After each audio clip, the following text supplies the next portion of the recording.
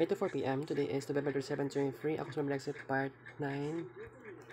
Wala pa akong mama. Evening Cheers Mabani Vlog. Last session.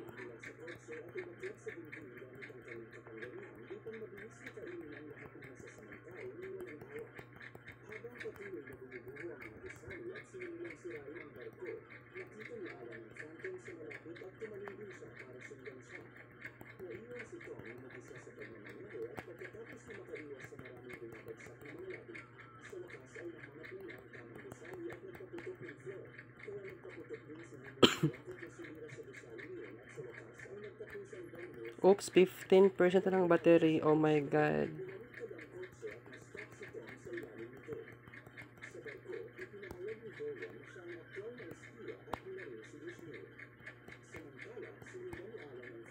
Alright.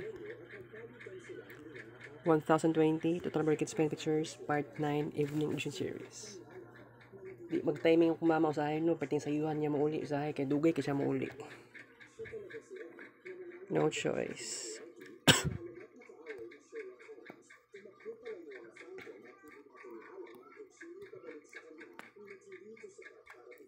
Karong gabi abot na tanig 10,000 plus na kids paint pictures ba.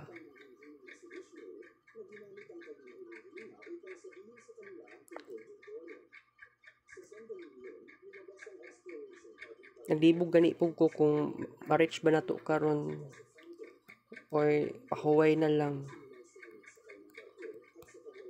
Kasi siguro naman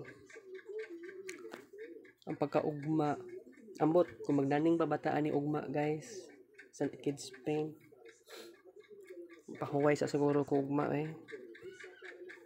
di lang po ko mo sulti di sa ko mo announce di lang po ko mo depende sa sitwasyon na ni manala nakabawi na lang po ko no dagandagan na puntag na create na kids paint pictures karong semana ha kagahapon pa nag start na nagkadagan na nga tong kids paint last week murag wala kay tay kids paint last nabay kids paint last week no siguro kung naaman minimal ra wala ko kapansin kayo kung nag kids paint pa last week.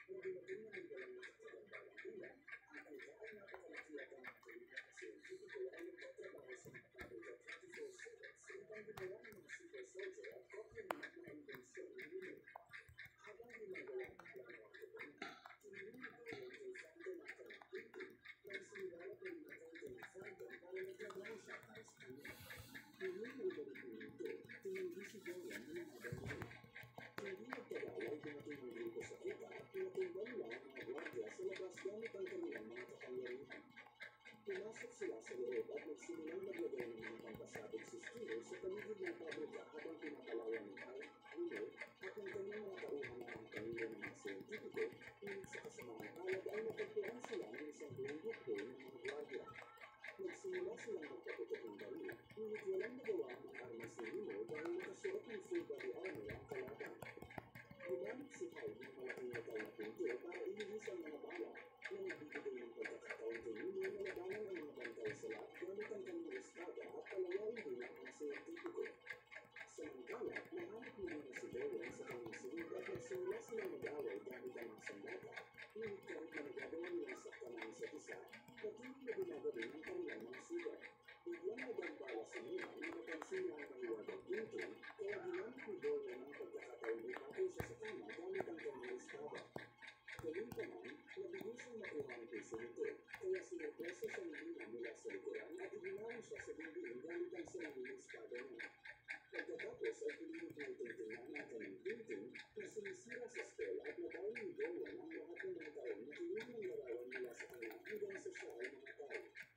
Hinahanap ni Alan at Tom ang Phantom na kasalukuyan ng mga sila sa taon kasama ang lahat ng ensemble ng ito. Nagawa niya ang kawala siya higit sa kasamang araw, nahuli sila ng si Raja mula sa likuran at kailangan nilang maghiwas sa eskwela dati na nagpapahintulid sa Phantom na katakas na lang ang taon. Habang siyang sinigang ng dalawa at sa isa sa mga corridor ay nakasama ng nila ang isang hindi nakikitang lalaki na biglang umatake sa kanila dahil hindi sa sistema. Habang patuloy na minahagay ng alam ng Phantom, nananatili si Tom upang labanan ang bago ng hindi nakikitang lalaki nito, ngunit patuloy siyang nalalaksayan ng nakakaraming bala. Sa sandali niyon, dumating ang isang nakakarating na sundalo at gumamit ng flamethrower upang simulan ang pagsunog ng lahat sa silid.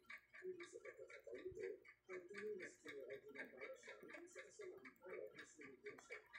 Mabilis na ginamit nito ang pagkakataon tamahan ng likod ng lalaki na naging dahilan ang pinipit ang kanto ng gas at napatay siya.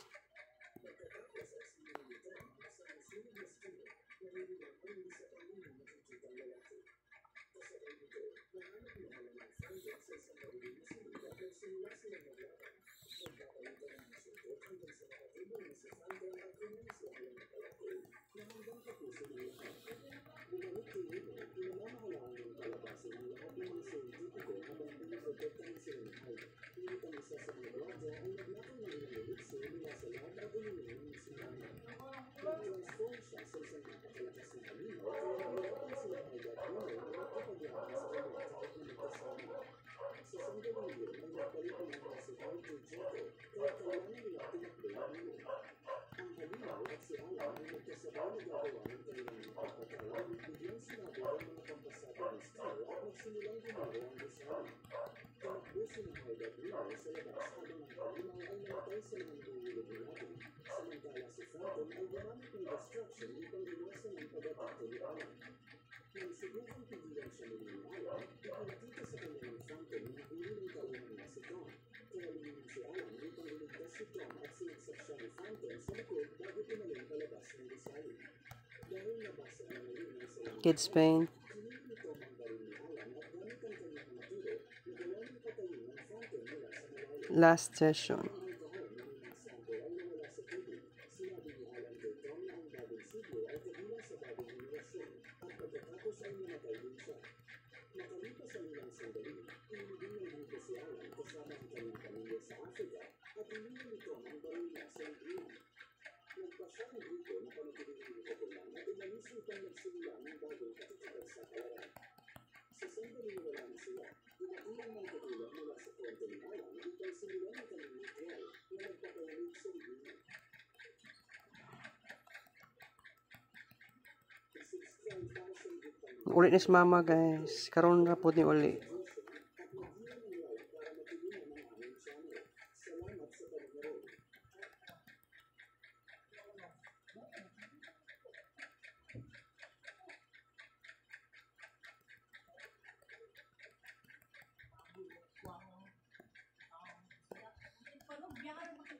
Alright.